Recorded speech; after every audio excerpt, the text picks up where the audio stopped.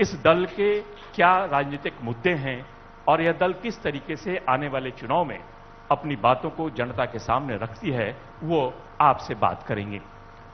राजेश भट्ट जी हमारे सामने आ चुके हैं, हमारे साथ आ चुके हैं दर्शकों, और ये बात करेंगे चूंकि रामविलास लोजपा के और राष्ट्रीय प्रवक्ता हैं और जो अपनी पार्टी है मुख्य प्रवक्ता हैं, और जो इनकी पार्टी है उस पार्टी का जो स्टैंड है, उस पार्टी की जो नीति है, उन नीतियों को लेकर जनता के बीच जाते हैं और लगभग सभी चैनलों पर आप अपनी उपस्थिति दर्ज कर अपनी पार्टी के जो नीति हैं, जो नीतिगत फैसले हैं, आने वाले समय में पार्टी की जो नीतियां होंगी उन नीतियों पर चर्चा करते हैं। आज भी हम उन नीतियों पर चर्चा करेंगे और इस चर्चा के लिए हमारे साथ मौजूद हैं डॉक्टर राजेश भट्ट जी। राजेश भट्ट जी, आपका हमारे इस साधना न्यूज ग्रुप के इस बिहार निर्माण कॉन्क्लेव में स्वागत है। बहुत बहुत धन्यवाद।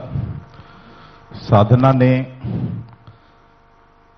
बिहार जैसे राजनीतिक राज्य में पुनर्वापसी कर निश्चित तौर पर एक बड़ा निर्णय लिया है। इस फैसले का हम बिहार की पावन धरती पर स्वागत करते हैं। जैसा कि सब कोई जानता है, 2020 में हमारी पार्टी के संस्थापक और पूर्व केंद्रीय मंत्री स्वर्गीय रामविलास पासवान जी ने लोक जनशक्ति पार्टी की स्थापना की थी और जिन नीतियों और सिद्धांतों को लेकर वो आगे बढ़े, उसका मकसद था कि समाज के अंतिम पंक्ति में खड़ा वो व्यक्ति जो सामाजिक धारा से बिल्कुल अलग है, उसको मुख्य धारा में लाने का। कालांतर में कई झंझावातों, कई परिस्थितियों के बाद अब हम 2025 में पहुंचे हैं और अब उन नीतियों और सिद्धांतों को लेकर पार्टी के राष्ट्रीय अध्यक्ष सह केंद्रीय मंत्री श्री चिराग पासवान जी आगे बढ़ रहे हैं। सर्वविदित है कि लोक जनशक्ति पार्टी रामविलास, जो अब इस नाम से जाना जा रहा है, वह बिहार फर्स्ट और बिहारी फर्स्ट के विजन के साथ बिहार में आगे बढ़ रही है। बिहार फर्स्ट जैसे ही हम कहते हैं, इस बात का अभिप्राय हो जाता है कि हम बिहार को पहले पायदान पर ले जाना चाहते हैं, चाहे वो शिक्षा के क्षेत्र हो, चिकित्सा का क्षेत्र हो, रोजगार का क्षेत्र हो, युवाओं की बात हो, छात्रों की बात हो, महिलाओं की बात हो, बुजुर्गों की बात हो, उद्योग धंधों की बात हो। हम चाहते हैं कि बिहार पहला पायदान पर जाए। यही स्वर्णिम बिहार था जिससे पूरे देश ही नहीं वरन पूरे विश्व में शिक्षा का अलग नालंदा से एक बार जगह था और बिहार शिक्षा के लिए जाना जाता था, चिकित्सा के लिए जाना जाता था, गणित के लिए जाना जाता था। यह आर्यभट्ट की पावन धरती है। मैं नमन करता हूं जिसने शून्य दिया। पूरे विश्व में जिसकी चर्चा होती है, हम उस बिहार को कहां देख रहे हैं? आज बिहार कुछ राजनीतिक कारणों से, कुछ राजनीतिक लोगों के कारण, जो आज 50 वर्षों तक, अभी माननीय उप मुख्यमंत्री सम्राट चौधरी जी बता रहे थे कि हम कहां कितने वर्षों पीछे गए हैं। मेट्रो की उन्होंने बात की, तो मेट्रो की बात उन्होंने कहने के दौरान कहा कि 100 पीछे हम बिहार चल रहे हैं। आज हम मेट्रो लेके आ रहे हैं, जब दुनिया के कई देशों में मेट्रो बहुत पहले शुरुआत हो गई थी। तो हमारे पार्टी के राष्ट्रीय अध्यक्ष का जो नीतिगत फैसला है कि बिहार कैसे पहले पायदान पर जाए, बिहारी कैसे पहले पायदान पर जाएं, लगातार वो कई मंचों से कहते रहते हैं कि इसी बिहार के लोग बिहार से बाहर कई अन्य प्रदेशों की अर्थव्यवस्था को सुधारने में अपने कड़ी मेहनत से एक मजबूत वहां का व्यवस्था बनाने में, जिसे हम विकसित प्रदेश के रूप में देख रहे हैं आज, इसी बिहारियों की देन है। तो बिहार क्यों नहीं? जब बिहार के प्रतिभा का उपयोग कर कई प्रदेश आगे बढ़ रहे हैं, तो बिहार क्यों नहीं? बिहार में जो पलायन हुआ, आपने देखा होगा कि 90 के दशक में एक आंधी चली जंगल राज के दौरान, यहां से व्यवसायी भागे, व्यवसाय चला गया, लोग शिक्षा का ऐसा कबाड़ा कर दिया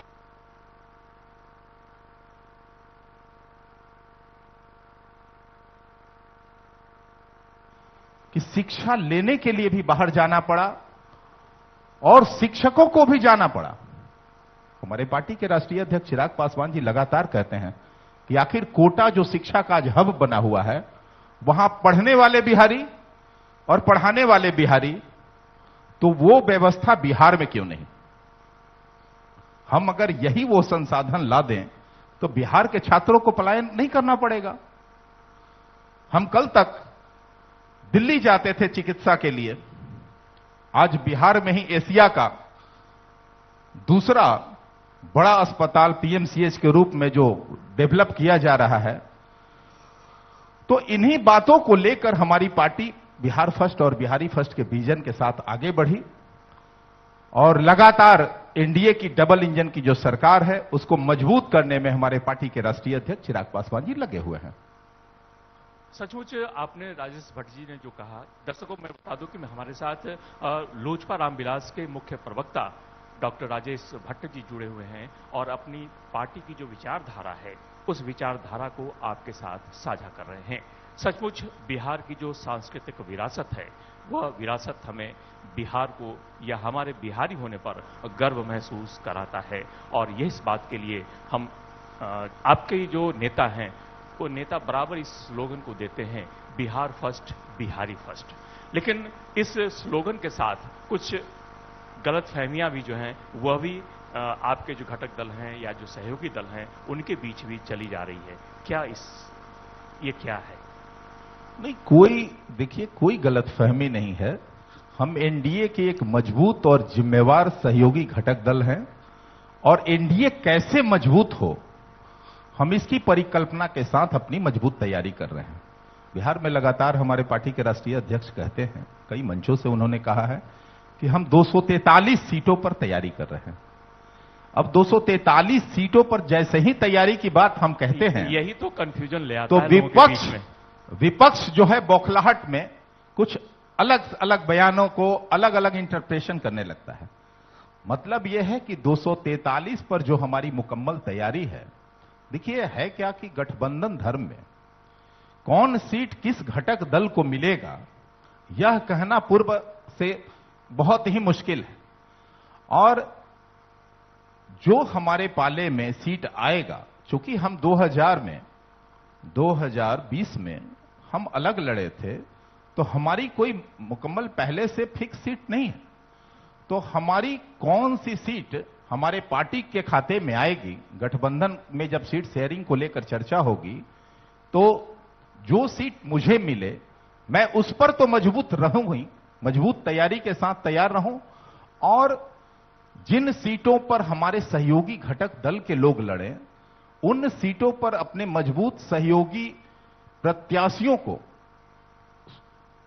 जैसे भाजपा, जदयू जो हमारे साथ लड़ रहे हैं एनडीए में, उनके प्रत्याशी भारी अंतर से कैसे जीतें और हमारे तैयारी का कैसे उनको ज्यादा से ज्यादा लाभ मिल सके, हमारी ये भी चिंता है। देखिए गठबंधन का मतलब ही है कि सब मिल के लड़े और एक दूसरे के पूरक बने।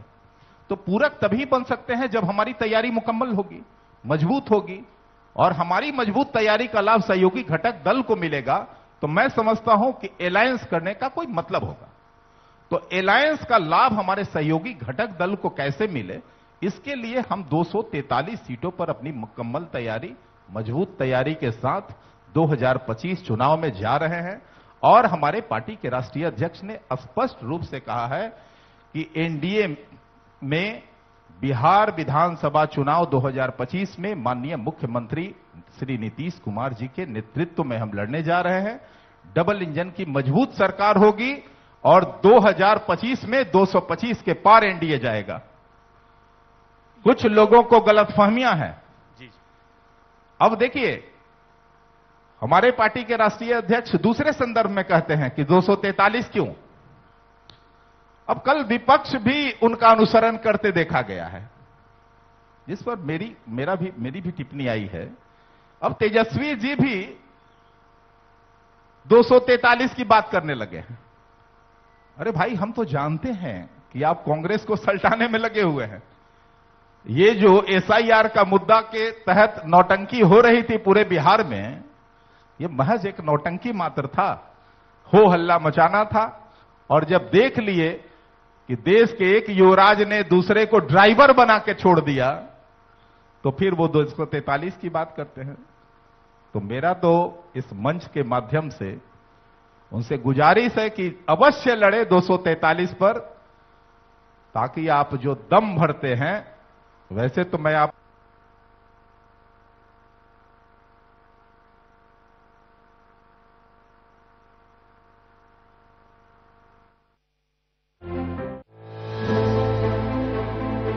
कि 225 का एनडीए यह हाल रहा तो 243 सीटों पर एनडीए की भारी मतों से जीत होगी और विपक्ष का कोई नामो निशान नहीं बच जाएगा।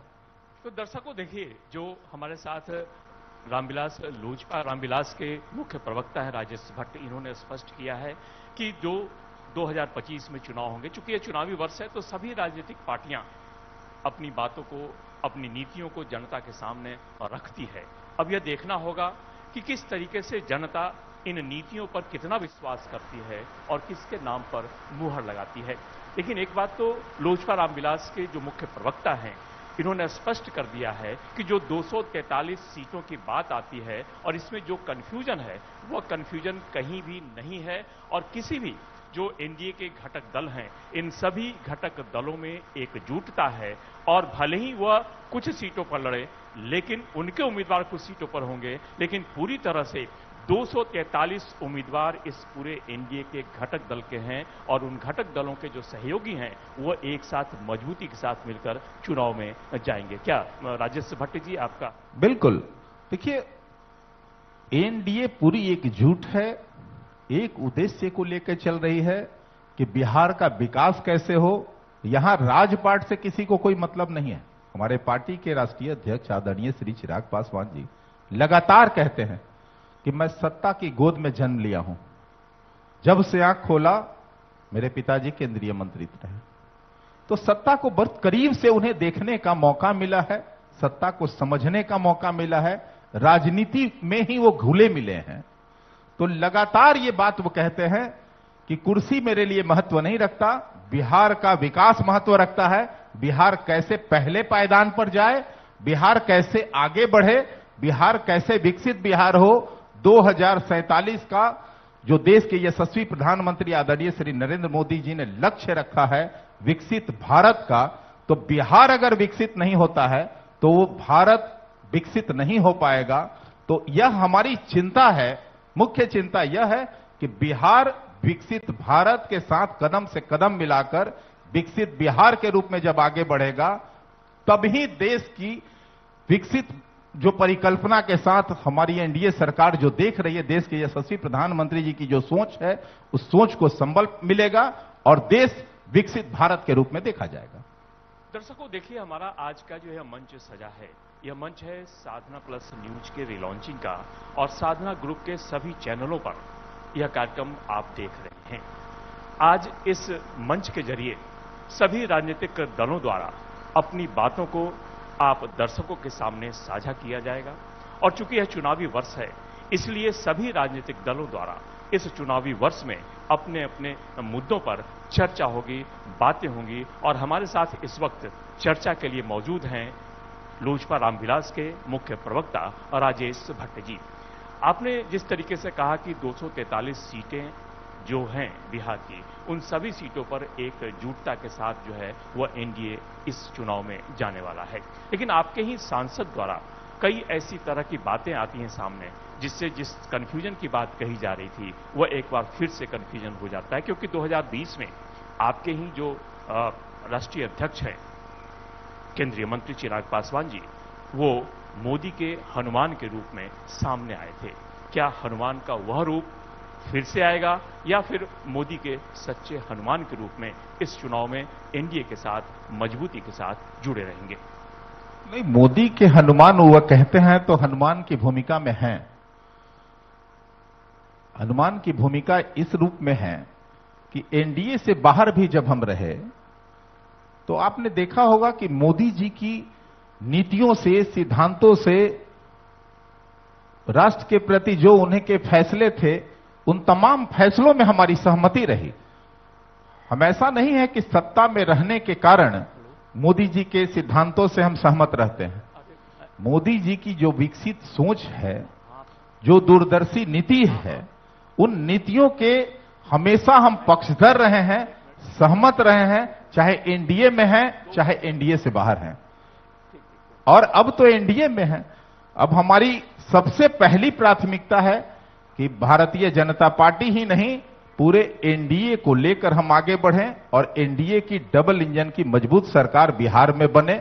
यह हमारी सबसे पहली प्राथमिकता है और इसको लेकर हम पूरे चुनावी मूड में, आप देख रहे होंगे कि शाहाबाद की धरती से हमारे पार्टी की जो नवसंकल्प महासभा का आगाज हुआ है, वह लगातार बिहार के कई जिलों से होता हुआ पूर्णिया पहुंचा है। आपको बता दूं कि शाहाबाद से जो आगाज हुआ, शाहाबाद, गया, मुंगेर, मुजफ्फरपुर और मुजफ्फरपुर के बाद अगले 20 तारीख को हम पूर्णिया के रंगभूमि में नवसंकल्प महासभा के तहत उपस्थित होंगे, जिस सभा को पार्टी के राष्ट्रीय अध्यक्ष संबोधित करने जा रहे हैं। तो ये चुनावी तैयारी है और वह पूरी तैयारी एनडीए के लिए है, ताकि एनडीए की एक मजबूत सरकार कैसे बन सके, एनडीए की सभी नीतियों से कैसे अवगत हो सके, देश के यशस्वी प्रधानमंत्री आदरणीय नरेंद्र मोदी जी के जितने भी किए गए कार्य हैं वो जन जन तक कैसे पहुंचे, यह भी मेरी चिंता का विषय है, चिंतन का विषय है और इसके लिए लगातार हम प्रयास कर रहे हैं। तो एनडीए कैसे मजबूत हो, यह मेरी पहली प्राथमिकता है और वह एक हनुमान के रूप में राम के पीछे खड़े हैं, उनको तमाम जो है बल देने के लिए। केंद्र सरकार तो लगातार बिहार को प्राथमिकता पे रखी हुई है। आप देख रहे हैं जब जब हमारे देश के यशस्वी प्रधानमंत्री बिहार आगमन पे आते हैं तो एक बड़ी सौगात लेके आ रहे हैं। कल भी उन्होंने पूर्णिया एयरपोर्ट का उद्घाटन किया, 8 बड़ी परियोजनाओं का शुभारंभ किया, एक बड़े थर्मल पावर की आधारशिला रखी, कई ट्रेनों की सौगात मिली, कई हवाई सेवाओं से जो है बिहार जुड़ा और इसी के तहत केंद्र सरकार से हमारे पार्टी के राष्ट्रीय अध्यक्ष ने निफ्टेम जैसी दूसरी देश की तीसरी संस्था जो की शाखा जो है बिहार में लाने का प्रयास किया। यह उनकी व्यक्तिगत जो है सोच और व्यक्तिगत प्रयास के रूप में देखा जाना चाहिए। तो मैं समझता हूं कि पार्टी के राष्ट्रीय अध्यक्ष हर फील्ड में, देखिए माननीय केंद्रीय मंत्री फूड प्रोसेसिंग जब से उन्होंने इस पदभार को संभाला है, लगातार कैसे फूड प्रोसेसिंग के क्षेत्र में बिहार आगे बढ़े, कैसे मक्का पर काम हो, कैसे लीची पर काम हो, कैसे आम पर काम हो, क्योंकि बिहार की ये सब मुख्य फसल हैं। मखाना बोर्ड का कैसे विकास हो, युवा बोर्ड का के गठन की उन्होंने बात की थी। आज युवा बोर्ड बिहार सरकार ने जो है गठित करने का फैसला कर लिया है, युवा बोर्ड की घोषणा भी लगभग होने जा रहा है। तो यह अपने आप में यह बिहार फर्स्ट और बिहारी फर्स्ट की सोच ही है जो लगातार एनडीए की सरकार लेके आगे बढ़ रही है और उसके हनुमान है चिराग पासवान जी। तो लगातार एनडीए की सरकार में शामिल होकर बिहार के विकास की बात कर रहे हैं, बिहार के विकास को प्रमुखता दे रहे हैं और केंद्र सरकार भी लगातार बिहार के विकास के लिए सक्रिय नजर आ रही है। और जिस तरह से पिछले दिनों से यदि देखा जाए तो जो शिलान्यास हैं, जो योजनाएं हैं, उनका लोकार्पण जो है वो आदरणीय प्रधानमंत्री नरेंद्र मोदी द्वारा किया भी जा रहा है। और यही है जो लोजपा रामविलास है, उस पार्टी के जो राष्ट्रीय अध्यक्ष हैं, केंद्रीय मंत्री के रूप में भी बिहार को कई सौगात उन्होंने दी। जैसा कि हमारे साथ जुड़े हुए हैं राजेश भट्ट जी, और इन्होंने जो लोजपा है या फिर लोजपा प्रमुख के रूप में, एक केंद्रीय मंत्री के रूप में जो चिराग पासवान जी ने बिहार के लिए जो किया है या जो कर रहे हैं या आने वाले समय में जो इनकी योजनाएं हैं, उन योजनाओं को किस तरीके से बिहार और बिहारियों को लाभ मिल सके, इसके लिए प्रयासरत है। और हम चाहेंगे कि आगे भी इस तरीके के प्रयास जो है किए जाए, ताकि जो बिहार है वह समृद्ध बिहार बन सके। जो प्राचीन बिहार का गौरव है, वह बिहार का गौरव, चाहे वह शिक्षा के क्षेत्र में हो या और भी सांस्कृतिक क्षेत्र में हो, इन सभी क्षेत्रों में अपने उस पुराने गौरव को हासिल कर सके। हम सबकी भी यही चाह है। और आदरणीय, जैसा अभी थोड़ी देर पहले हमारे साथ जुड़े हुए थे प्रदेश के उप मुख्यमंत्री सह वित्त मंत्री सम्राट चौधरी, उन्होंने भी कहा कि किस तरीके से बिहार का जो रोड मैप है वह तैयार किया गया है, और आने वाले 2025 से 2030 का जो समय है वह किस तरीके से आने वाले समय में बिहार प्रगति के पथ पर चले, इसको लेकर नीतियां बनाई जा रही हैं, योजनाएं बनाई जा रही हैं, और उन योजनाओं को अमली जामा भी काफी तेजी से पहनाया जा रहा है। राजेश भट्ट जी, आपका इस कार्यक्रम में आने के लिए, हमारे दर्शकों से जुड़ने के लिए बहुत बहुत धन्यवाद। दर्शकों, यह कार्यक्रम हमारा लगातार चल रहा है।